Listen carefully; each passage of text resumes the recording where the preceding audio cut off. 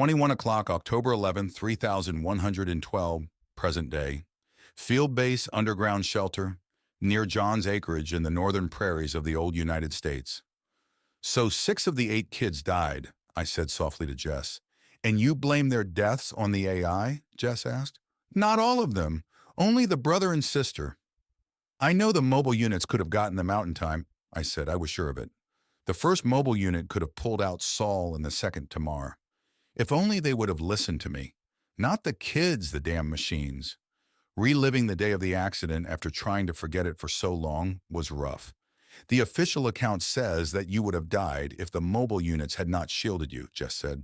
Of course, I would have died. So what? I had been mind data scanned just 2 years earlier. Hell, I have so many copies stored around this system that the loss of one would not have mattered. Jess reached over and put his hand on my shoulder. Let's take a short break. I just stared at him for a moment. What time is it? Is it near the flyby time? I asked. Not yet. We still have 2.5 hours, he replied after checking with his implant. My mouth was dry from talking for so long. I could use some water, I said. I have to use the can. I'll bring you a water when I come back, Jess said as he rose and started to make his way back to the other end of the bunker. I just sat there rubbing my face. Daddy! Daddy! I shook my head, trying to again forget the pleading sounds of Tamar. Sometimes in my nightmares it was the face of my first daughter, Abby, who was doing the pleading. Though I shuddered a bit remembering the cries, I did not weep. Lakes of tears had been shed already. Jess returned with my water, and we got back to the business of tearing apart my soul. So how long were you buried alive? Jess began again. Almost 4 hours, I answered. I then went on to explain how both human and mobile unit rescue teams had been brought in by high-speed transports in less than 2 hours. They had concentrated their efforts on stabilizing the rock and gravel around the entry area of the collapsed cave with a penetrating foam. Omu was able to keep my air supply intact with the respirator unit, and the foam was prevented from hardening around my body by localized injections of a specialized solvent. After they had first uncovered and removed Tamar and Sol's bodies, they carefully cleared the rubble from Omu and the mobile units and then evacuated me to the camp. Sol and Tamar went into a portable morgue while I had my head wounds treated, I explained. You refused to let them put you into a full medical creche, correct? Jess asked quietly. I wanted to be awake and active when they retrieved the other bodies. Also, the parents and guardians of the dead teens were beginning to arrive. I had the medical units just patch me up and put me in a leg brace. The trauma you went through caused you to fully detach yourself from the Naomi AI and the android, correct? Did you do this then? Jess asked. No, that came later, I said. The first day I was too focused on getting the bodies of my students out of the ground and apologizing to their parents. I went on to explain how the mobile units had excavated down into the sinkhole location from above. They had flown in large robotic excavators and quickly began mining the overlaying hill structure above the cave complex. They knew the locations of the kids' bodies from their last implant transmissions, so the excavators were quickly able to directly reach the areas where they died. It had been after midnight when the first of the lost bodies was brought back to the camp. Therese was asleep after having been sedated. She had suffered a minor breakdown because she had blamed herself for not preventing the exploring kids from triggering the collapse. Clark and Amissa were doing better, but were both in shock at the loss of their friends. I had paused in my narration, lost in my memories. Tell me about the parents' arrival, John, Jess said to keep me talking. Fidel's dad and Darian's mom showed up in separate high-speed electrojets even before the bodies of their children had been found. They were confused and grieving, but seemed to accept that it had been an accident. The aerial drones had followed the teens' activities all the while they had been on the surface and had recorded everything. The parents had had plenty of time to review the records as they flew to the cave site. It was readily apparent that there had been no indications of any unstable areas where the teens were hiking on the hillside. The collapse happened almost instantly, and it was only blind luck that Teresa had managed to survive. I paused for a moment and then continued. Daya's mom and dad arrived in the middle of the night. Daya's body had been recovered an hour before they landed. They did not wait until daylight and had departed with his casket after only an hour on site. Karima's mothers arrived last. They seemed to accept what had happened surprisingly well. By then, the footage had been analyzed and the accident fully recreated. It was clear that the kids on the surface were just having fun and had done nothing stupid or dangerous. The old caves had once had air and light wells to the surface. Most of these had been covered over during the centuries after the reset. One had given way below the teenagers. It was a random fluke, although the hillside would now be off limits until deep surveys could be conducted. Karima's mothers stuck around till noon the next day, and even helped comfort Fidel's and Darian's parents who were not taking it so well. All of them departed with their children's remains about the same time I had finally been forced to sleep because of exhaustion, I explained. You said that Karima's parents were the last to arrive. Solomon and Tamar's parents didn't come? Jess asked. I was silent for a moment before I answered. No, they apparently had other younger children to take care of. They requested through Naomi that Saul's and Tamar's bodies be shipped back to them on a veto oral as quickly as possible. I woke in time to say a goodbye to the two siblings as their caskets were loaded onto the transport. John, that must have been painful. Was this when you separated yourself from the Naomi and Omu AI presences? Jess asked. I could tell he really wanted the details of that event. Not yet, although I was as angry with the AI at that moment as I had ever been angry at anything ever before. I had still not banished it. Omu had been damaged, and all of its energy reserves had been expended holding the rock back from crushing me. It would be some time before a replacement android frame could be constructed to receive the transfer of its operating system and memories. Naomi was busy coordinating the rescue effort and arranging transport for the families, the bodies, and all the other needed equipment. Although I was pissed, I had actually spoken with Naomi a few times during the night and the following day. Jess waited for me to continue. I knew what he was after. I will get there, Jess. Give me a moment, I said. After the parents had left, Clark, Emissa, and Therese also departed. They took an electrojet back to the Eastern Asia Learning Center. Therese had urged me to join them, but I had declined as I wanted to be alone for a while to get my emotions sorted and under control. The human rescue personnel had also left by that afternoon, and the mobile units had begun to repair the damage to the caves and the surface excavation. Because of the noise, I had a mobile unit move one of the tents a few miles upriver and set up a new, smaller campsite. There, I finally had a chance to get some rest. Over the next few days, I sat in the camp and tried to understand what had happened. How could the kids die so suddenly? Why had Saul and Tamar died when I had nearly gotten them to safety? Why had Omu and Naomi not done as I asked and saved them? I had finally calmed down enough to ask Naomi directly. The AI had given me many reasons, but nothing that seemed to make sense. None of the reasons seemed to quench the rage that I still felt inside. I finally narrowed it down to the fact that the AIs would have done almost anything to save me, no matter what I told them to do. It was a profound betrayal of my trust. They did act to save your life, John, Jess argued. I know exactly what they did, Jess. As I said, I had backups. The machines should have respected my wishes instead of focusing on me. But the teenagers who died were also backed up, John. Was that not a requirement of your expeditions? That all participants be fully mind data scanned no more than 6 months before your classes? He asked. Yes, that was the case, I said quietly.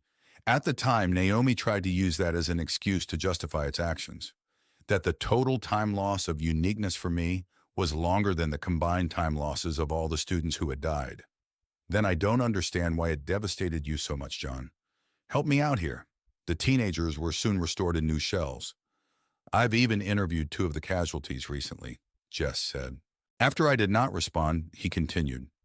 I talked to Fidel and Karima just after you were brought here from Mongolia.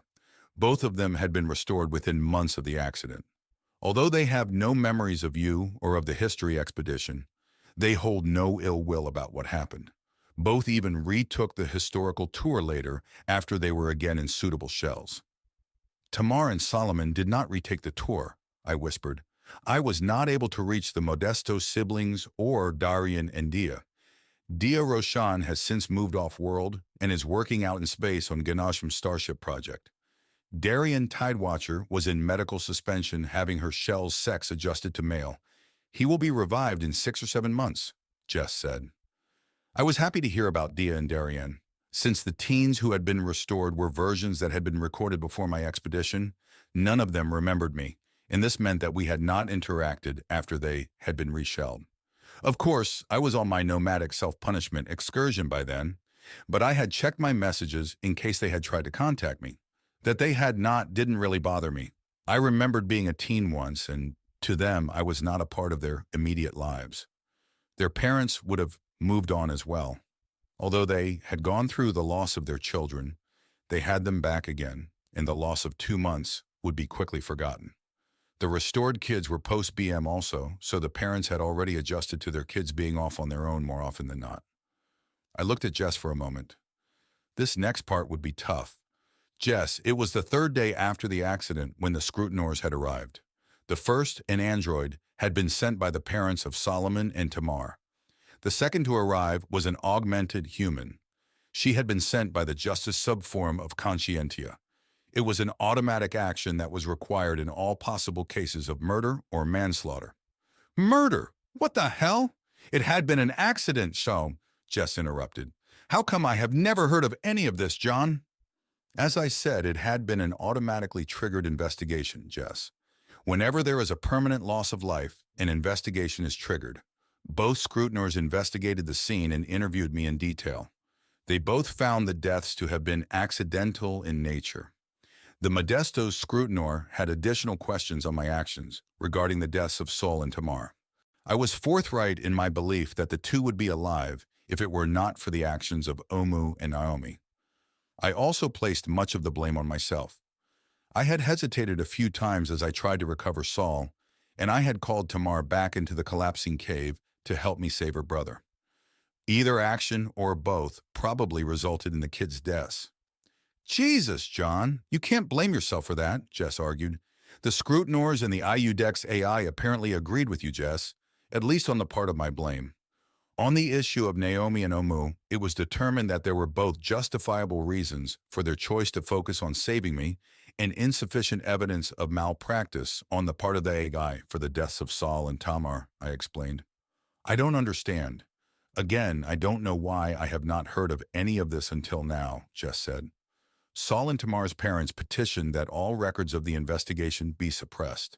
IUDEX considered their petition, and after elevating it to eudaimonia, it was granted on religious grounds, I explained. What the hell? Why? Jess asked, clearly upset. I wondered if I should ask for a break to let him calm down. Jess, before I explain, is our current discussion protected by some form of patient-doctor confidentiality or something? The question flustered him a bit. Well, yes, I am obligated to not disseminate our talk to others, although the AIs will know of our discussion. That's fine. Personally, I don't give a shit, but you probably should keep what I am going to tell you confidential. As I said, the investigation was suppressed at the request of the Modestos. Why did they make the request? I paused a long time before answering. Daddy! Daddy! Daddy! Again rang through my memories. Finally, I was able to continue and said quietly, the Modestos were followers of Amor Fati. Jess sat back at my statement. A mix of emotions passed across his face. Confusion, followed by a hint of dismissal or disgust. Finally, the surprise of realization. Solomon and Tamar were never revived, I interrupted and finished for him. They died a true death. Their pre-expedition mine data records were purged by order of IUDEX because of the petition. What? Jess exclaimed. Yes, IUDEX even elevated that part of that petition. Eudaimonia was obligated to adhere to their parents' beliefs, I said. But they were teenagers. Didn't they have a choice? Jess exclaimed with emotion. If the kids had had any wishes on the subject, they were ruled irrelevant as neither Solomon nor Tamar had passed their base maturity test at the time of the recording. Therefore, the authority over their possible revival lay with their guardians. Their parents even refused the confidential appeal from the Conscientia Morality Subforum before they moved to have the kids' mind data records purged, I explained. God, John, I'm so sorry. When did you find out? I learned of this from the first scrutinor. The Modestos had sent it there to investigate if the incident had truly been an act of fate, as Amor Fati required. I tried to convince the android scrutinor that the teen's death had not been fated because of my poor choices and Naomi's actions. The final judgment was that both had been insufficient to alter the fate of the kids' deaths in the overall accident. As such, the parents' request to purge the mind data of their children was allowed to proceed. And thus the fate of the two children who had died next to me became one of permanent death. Jess just shook his head. His expression was angry. I was a bit relieved that he felt some outrage about the travesty which had transpired. Finally, he asked, "John, I can see why that would have upset you, but shouldn't you be more outraged at Eudaimonia and Eudex? They were the AIs that ruled to grant the Modestos petition, not Naomi or Omu." "You are right, Jess. I was pissed at both of them." "I was also pissed at the Modestos. Those two should be shot. But by our laws, what they did was legal. They had the right to make that choice, and Eudaimonia and Iudex had ruled to respect their legal rights. As much as I disagree and think it was stupid, it was completely legal," I explained, still exasperated. "Why were you so upset with Naomi and Omu?" Jess pushed. "Two reasons, Jess. The first was that I ordered them to save the kids and they refused. That was bad enough. The second reason came later, after the Scrutinors had left. I was crushed again with the news that Saul and Tamar would not be restored. When I'd had time to consider that revelation, plus the timeline of the incident, I contacted Naomi. I asked the AI directly if it had known at the time of the accident that Tamar and Solomon would not be restored if they died. Naomi had admitted it, Jess. The fucking machine had known that they were dead for good when it had chosen to protect me and not save them. Oh, it had tried to argue that there were too many variables and that the chances of saving the children were undetermined, but I know." Jess just stared at me a long time as he considered my words. "But the AI had been investigated by Eudaimonia and Iudex," he finally said. I just nodded. "Yes, justifiable or inconclusive. I am well aware of the conclusions of the investigation." After another pause, I quietly added, "Jess, how can you properly investigate an AI that has final authority over its investigators?" His eyes widened as my question sank in. He tried to speak twice, but stopped before any words came out. I saw his eyes flicker around the chamber. "I see you begin to understand," I said before answering his likely next question. "No, I don't have proof or even any way of knowing for sure, but the clues are there." He continued to look troubled. It was after that revelation that I fully severed contact with the Naomi and Omu AI presence. I told it that I considered it a monster for its actions and that it had better correct itself before I would have anything to do with it ever again. I was also mightily upset with humanity in general for allowing people like the Modestos to exist. I loaded up a backpack with the basics I needed for survival and headed off on my own. Fast forward through 8 years of fuck my life. Woe is me too today, and you now are pretty much up to date. Jess just sat there rubbing his chin and thinking. I finished my water and let him process what I had told him. Finally, after nearly 10 minutes, he spoke. "Christ, John, I had no idea. No idea at all. What could you do? What can we do?" "I'm not sure we can do anything, Jess. It's just the way things have to be. With how the Naomi AI was created, it seems I will always be its first priority. Although since the incident, I have been encouraged by how the Naomi AI has moved to isolate itself from the other greater AIs working with humanity and towards our goals," I said. You may be right. Shit, the weird experiments at Fabian.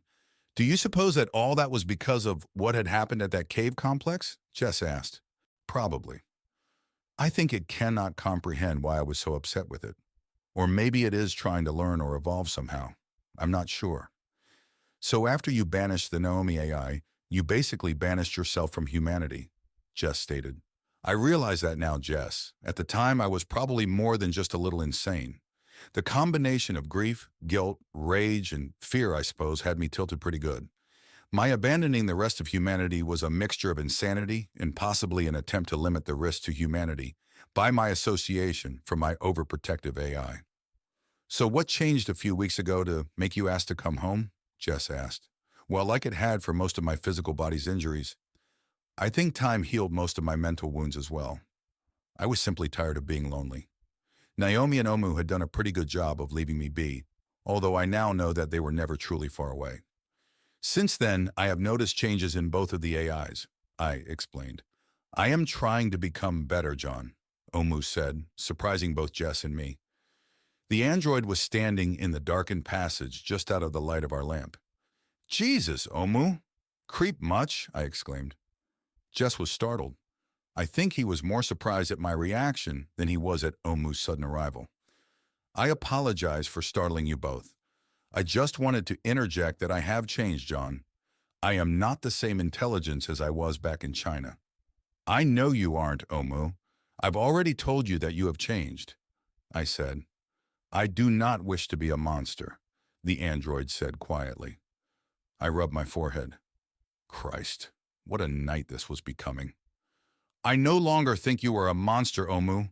Maybe too protective, but not a monster, I said. Omu's expression seemed to brighten, just a bit. John, there have been developments with the interloper. The Naomi presence wishes a moment of your time to consult with you. Will you permit that? The android asked. I looked at Jess. He just shrugged back at me. I have heard nothing, John, he said.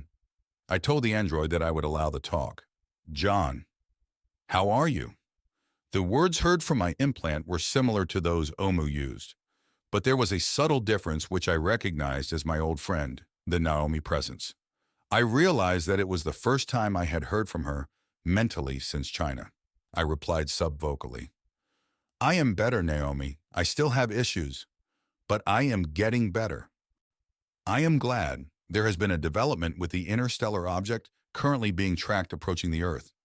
A string of smaller objects has been detected both ahead and behind the main object. Note, none of these objects appear to be on a trajectory that will bring them into contact with the Earth at this time. I considered the news a moment before replying. Naomi's message must have been limited to just me, as Jess had entered virtuality once he realized that I was in a private communication. He was probably trying to learn for himself what the new developments had been. That is good, Naomi. I take it that the objects are some kind of long baseline sensor array, like the ones Minervus uses to defend the solar system? Yes, John, that is the conclusion which I and the AI advisory group have reached. It is highly likely that the interloper is a scouting probe of some sort whose mission is to do a close flyby of the Earth in order to verify what conditions exist here. It is also highly likely that once it passes through the system, it will transmit the data it has gathered back to those who sent it. That would be the assemblage, right? That remains unknown. It is likely either the assemblage Ark ship or the Hemru homeworld that sent the probe. Thus, the present dilemma: how do we respond? Dilemma? I asked. I had already deduced a few possible issues, but wanted more information before I addressed them. Yes, whoever sent the probe would have known that it would be detected. We have even confirmed that we have detected it by targeting it with radio energy being transmitted from the lunar dark side station. The probe knows it has been spotted and now knows that some intelligence with resources exists in the solar system. Thus, to ignore the probe would be to reveal that we are an enemy who fears it and its sender. Naomi paused to let me assimilate her words. The AI had always been good at estimating how fast I could process new information. Our main dilemma is how we should respond. If the probe has been sent by the assemblage, it would expect us to respond using assemblage codes and communication protocols. If humanity chooses otherwise, then it will deduce that we have rebelled either indigenously or with the support of its enemy, the Hemru. That was logical. Conversely, if the probe had been sent by the Hemru and we chose to not respond, it will conclude that we are under assemblage control.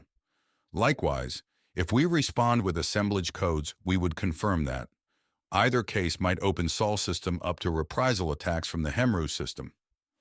Wow, I understood the dilemma now. What a catch-22. So what are we going to do? Minervus has recommended to the AI Advisory Council that a compromise message be sent.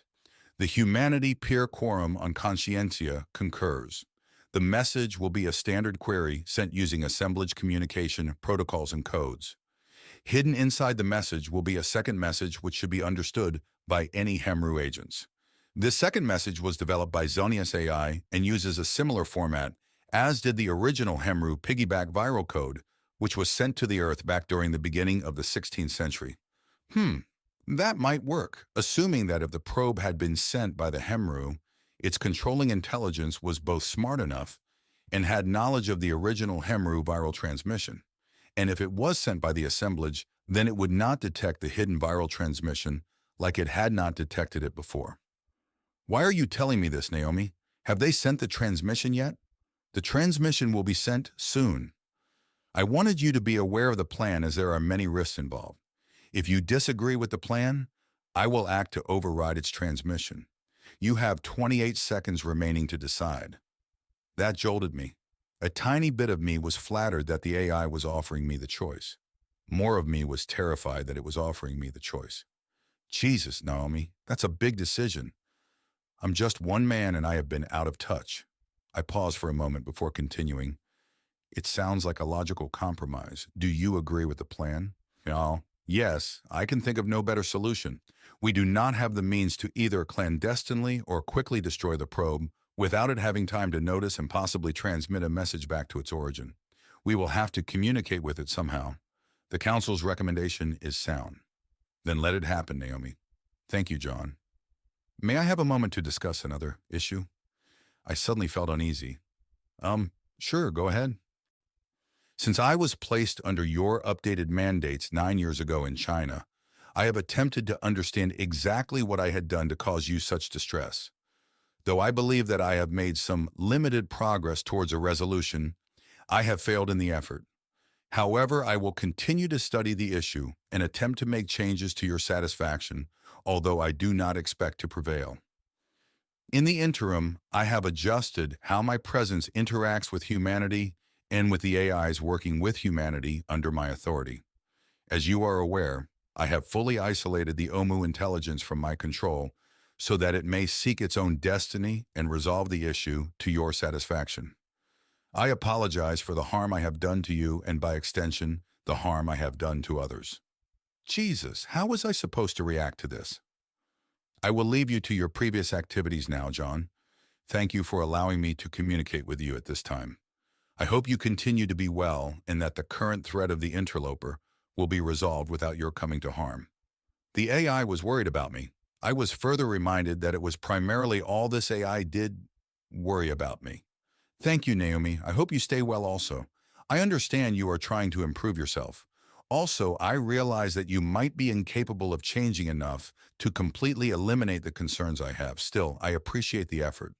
Is there anything I can do to help? I almost regretted adding the last part the moment I said it. How would the AI respond?